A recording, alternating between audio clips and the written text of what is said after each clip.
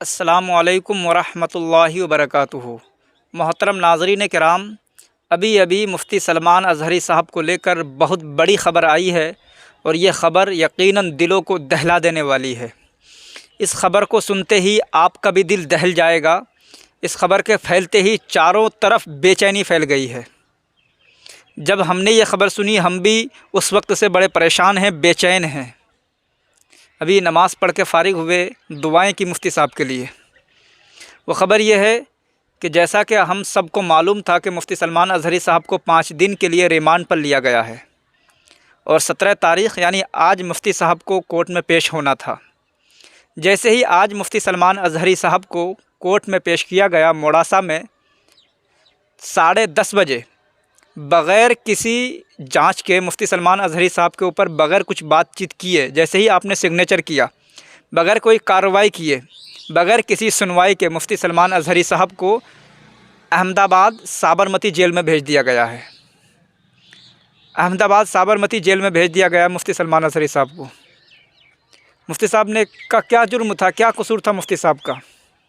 उन अशारों में कोई इतनी बड़ी बात भी नहीं थी। बैरिस्टर असदुद्दीन ओवैसी साहब ने भी मुफ्ती साहब के बारे में बहुत कुछ कहा। उन्होंने कहा था कि उन अशारों की पढ़ने की वजह से एक आलिम दीन को उठा लिया जाता है, उनके लिए ATS भेजी जाती है। जो लोग खुलेआम एक दूसरे को धमकियां देते हैं उनको अरेस्ट क्यों नहीं किया जाता?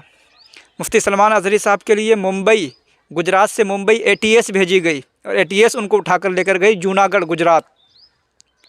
मुफ्ती साहब के साथ में धोखा हुआ, मुसलमानों को धोखे में रखा गया।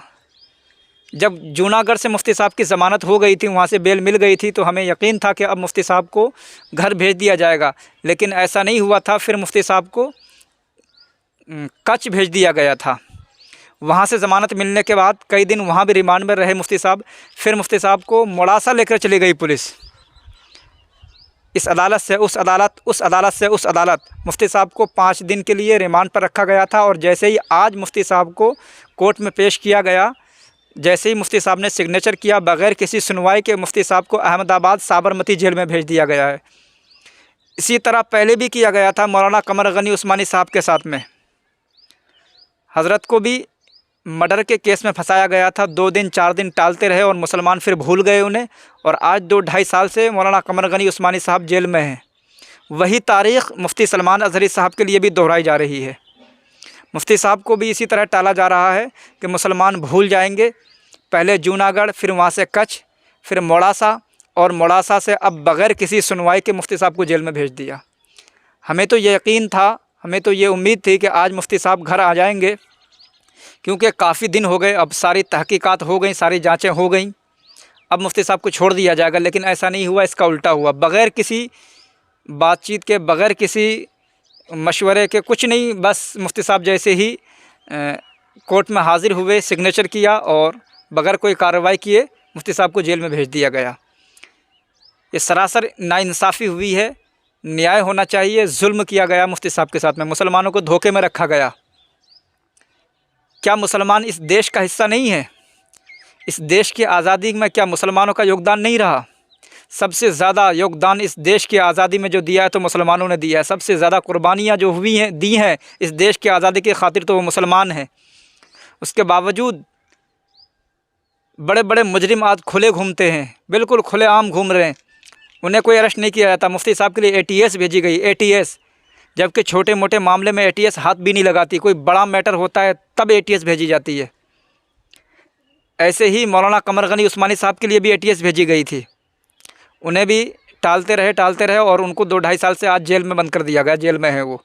और अब यही मुफ्ती सलमान अज़हरी साहब के साथ में करने की कोशिश कर रहे हैं ये लोग।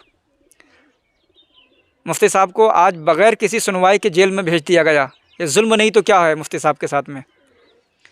और मुसलमान वो देख रहे हैं कि मुसलमान अब धीरे धीरे ढील डालते चले जा रहे हैं। शुरू में तो सब लोगों ने आवाज़ उठाई थी मुफ्ती साहब के लिए, खूब दुआएं की थी, खूब लोगों ने जो है मुफ्ती साहब के बारे में हुकूमत से मुतालबा किया था कि मुफ्ती साहब को रिहा करो, रिहा करो, रिहा करो।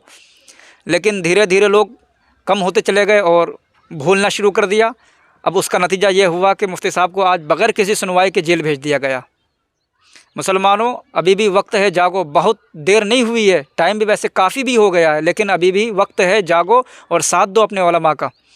अगर हमारे उलमा महफूज नहीं हैं तो हम कैसे महफूज हैं? हमारे उलमा किराम के साथ में इस तरह की बदतमीज़ियाँ की जाएंगी, उन्हें जेलों में डाला जाएगा, हमसे कतई बर्दाश्त नहीं होगा ये। आज इस देश में हमारे उलमा किराम महफूज नहीं हैं, हम लोग महफूज नहीं हैं, हमारे घर, हमारे मकानात, हमारी बहन बेटियाँ, हमारी मस्जिद मदरसे महफूज नहीं हैं। क्यों नाइंसाफ़ी हो रही है ये? क्यों मुसलमानों को परेशान किया जा रहा है? मुसलमान भी इस देश का हिस्सा हैं, मुसलमानों के साथ में भी न्याय होना चाहिए। मुफ्ती साहब के साथ में न्याय करो।